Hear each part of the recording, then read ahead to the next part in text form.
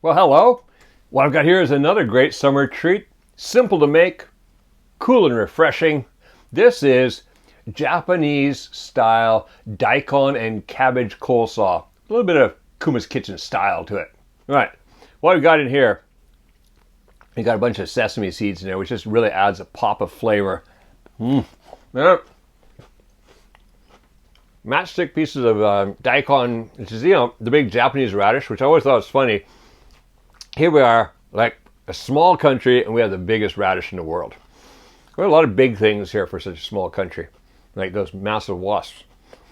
Those are not fun, but the radishes are great. All right, so we've also got cabbage in here, and then a Japanese style dressing. Now I call it Kuma's kitchen style because I add in mayonnaise because I like a bit of creaminess. I'll show you in the recipe. You don't have to do that, but if you like creamy, go for it. Add the mayonnaise. It's fantastic. So, really simple to make. Let's go in the kitchen and whip up a bowl full right now.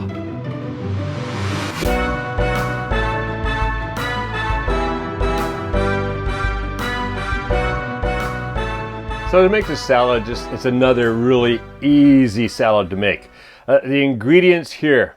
What we've got at the back here, I've got a half a head of cabbage, and this has been thinly sliced, or julienne, or in Japanese we say sengiri, which means 1,000 cuts. And basically it takes about 1,000 cuts to slice this up.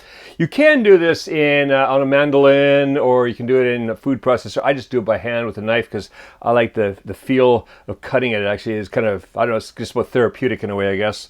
But anyways, so that's a half a head of cabbage, thinly sliced.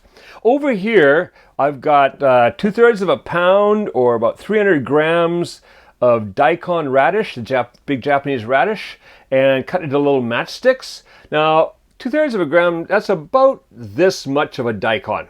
So, the daikon is usually about this shape, about like here. About roughly a half a daikon. We'll do that for you. All right, let's get that off to one side, and let's have a look at what we got for the dressing up front here. So for the dressing, we've got, first of all, we've got here is 2 tablespoons of vinegar, a 1/4 cup of sesame oil. Now, sesame oil, I don't know, it just gives a real Asian taste to things, especially Chinese foods are usually always cooked in sesame oil. The smell is different. It's fantastic. Really good in this. And then I like to have a little creaminess to my dressing, so what I do is I add in 2 tablespoons of mayonnaise. Now you can leave that out if you'd rather have a less creamy dressing. Either will be fine. Then over here I've got 1 tablespoon of sugar, and this is my favorite, cane sugar. Now with the Japanese dressing, we tend to, I don't know, maybe it's just an Osaka thing, because in Osaka and Kansai area, we like sweet more than salty, more so than like in the Kanto area up in Tokyo, they're more into salty foods, and we're more into sweet foods down here. So we always have a little bit of sugar in our dressing.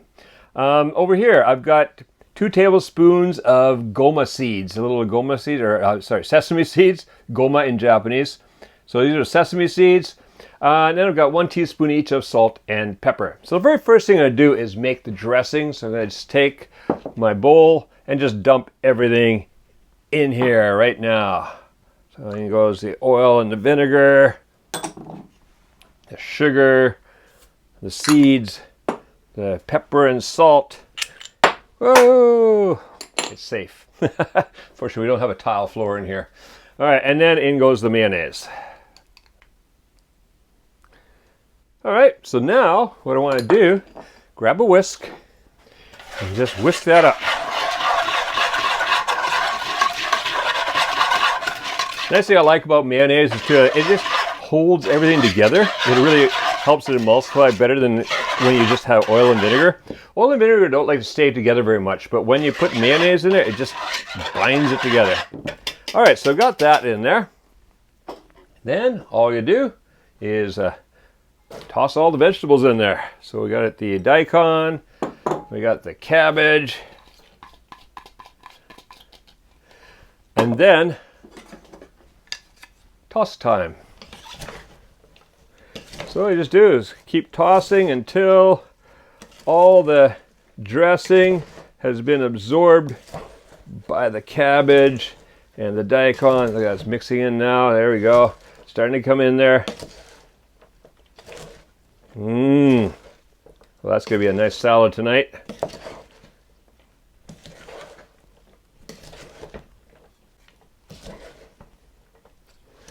All right, so there we go.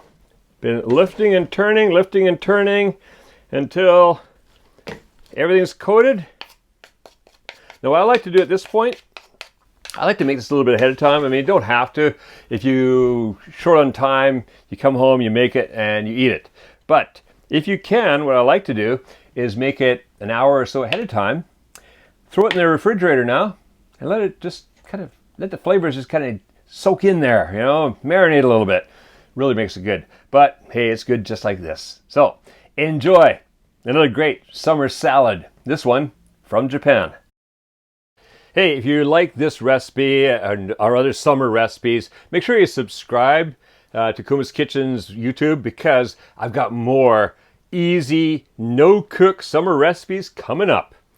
Also, if you're not yet a patron of Kuma's Kitchen, please consider becoming a patron, because not only will you get access to all kinds of other videos, really popular ones like the This is Japan hiking, focus on ingredients, and kitchen tech, but also you'll be helping to support more of these original Kuma's Kitchen recipes that I keep making in the kitchen and bringing to you here on YouTube. So make sure you do that, and also go print out the recipe on the Kuma's Kitchen feed and enjoy this delicious Japanese-style Daikon and cabbage coleslaw. And make cooking fun again with Kuma's Kitchen.